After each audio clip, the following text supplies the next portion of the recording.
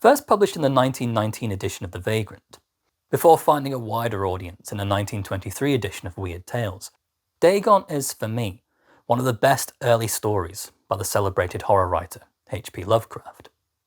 Considered the first of his stories to introduce a version of the Cthulhu mythos, the shared universe cosmic mythology that recurs throughout many of the author's most acclaimed tales, the subject of Dagon, the terrifying sea deity at the centre of the story in question, also connects to Lovecraft's later, arguably more mature and essential work, The Shadow over Innsmouth. These connections to later Lovecraft stories make Dagon an interesting entry point in exploring both the lore and legacy of the author's life and work. Set during the Great War, Dagon recounts the tortured confessional of a traumatized morphine addict as he recalls the strange encounter with the unknowable terror that still haunts his waking dreams. The narrator, who's never named, is an officer on a cargo ship captured by an Imperial German sea raider. Managing to escape his captors in a lifeboat, the narrator then spends several torturous days adrift on unfamiliar seas. Alone and increasingly delirious, as his own impending death becomes a growing certainty, the narrator finds himself washed ashore on a strange, mysterious coast somewhere south of the equator. Lovecraft, channeling the voice of his protagonist, describes the setting as follows. The change happened whilst I slept. Its details I shall never know, for my slumber, though troubled and dream-infested, was continuous. When last I awaked, it was to discover myself half-sucked into a slimy expanse of hellish black mire, which extended about me in monotonous undulations as far as I could see, and in which my boat lay grounded some distance away. Though one might well imagine that my first sensation would be of wonder at so prodigious and unexpected a transformation of scenery, I was, in reality, more horrified than astonished. For there was in the air and in the rotting soil a sinister quality which chilled me to the very core. The region was putrid with the carcasses of decaying fish, and of other less describable things which I saw protruding from the nasty mud of the unending plain. Perhaps I should not hope to convey in mere words the unutterable hideousness that can dwell in absolute silence and barren immensity.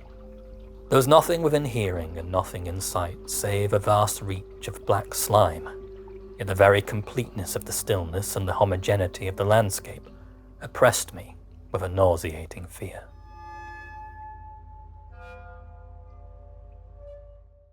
From here the character continues his account, venturing further into the story's barren otherworldly setting.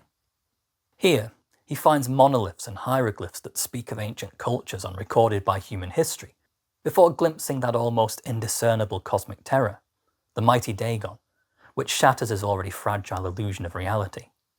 Like many of Lovecraft's stories, Dagon has an admittedly thin plot.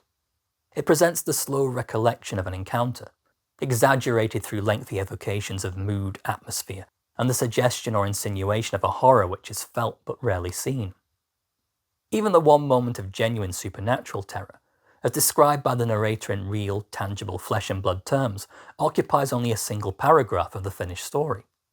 The rest is a slow burn of a character's unravelling psyche, as he pores over the horrifying circumstances that led to his eventual downfall and despair. However, this one brief moment of pure, inexplicable cosmic terror is still powerful enough to convince us of the character's overwhelming fear. We believe it. Even if we don't necessarily believe his recollection of events, we're nonetheless still convinced that this scene of horror, or at least a perception of it, is compelling enough to drive our unnamed protagonist into the arms of insanity. As ever, horror for Lovecraft is less about the physical manifestation of the uncanny in genuine supernatural terms than the realization of something powerful enough to shake our conception of reality. The terror that haunts his characters, driving them towards violence, madness, or worse, is that slow realization that we as human beings are not alone in the universe, that there are greater, more terrifying forces that exist, older, more primitive forces, the discovery and survival of which undermine our own already fragile illusions of reality and our place in the universe. However, there's always an element of uncertainty to Lovecraft's writing, that so many of his stories take the form of the first-person confessional, with the increasingly feverish, almost delirious voice of the character finding expression in Lovecraft's verbose, overly written stylizations, gives the horror of these strange tales a much-needed element of ambiguity. The style or form of the writing suggests the perspective of a character looking back on something difficult to comprehend, but also something that has perhaps since been further embellished or transformed in the mind of the character by the ravages of trauma or addiction.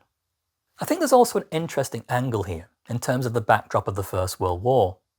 The narrator is able to escape from his German captors, leaving behind his shipmates and saving his own skin, introduces an element of guilt and the trauma that comes with it. Is the character's exile on this barren shore and his encounter with the mythical Dagon simply part of his own mind rationalising these complicated feelings as he drifts hopeless and delirious on an endless sea? I think we could also potentially read Dagon the god as a metaphor for both the destructive power of war as this ancient, primal, unquenchable thing, and war as something that marked or transformed the lives of every person that encountered it. The reality of war, like the mythical Dagon itself, reduces the place of humanity within the cosmos, reminding us that there are greater, more powerful forces that exist, and that expose our own fragile mortality. In this sense, could the encounter with Dagon and the subsequent descent of the character into spirals of both trauma and addiction speak to the more rational traumas of war and the difficulties that many surviving men of that era faced when they returned from it? It's a definite possibility. Nonetheless, I thought this was an excellent short story. If you have any thoughts on Dagon, then do let me know in the comments. Likewise, if you have a favourite story by H.P. Lovecraft, or a favourite story by another author writing in the Cthulhu mythos tradition, then I'd love to hear your thoughts and recommendations. Thanks for watching.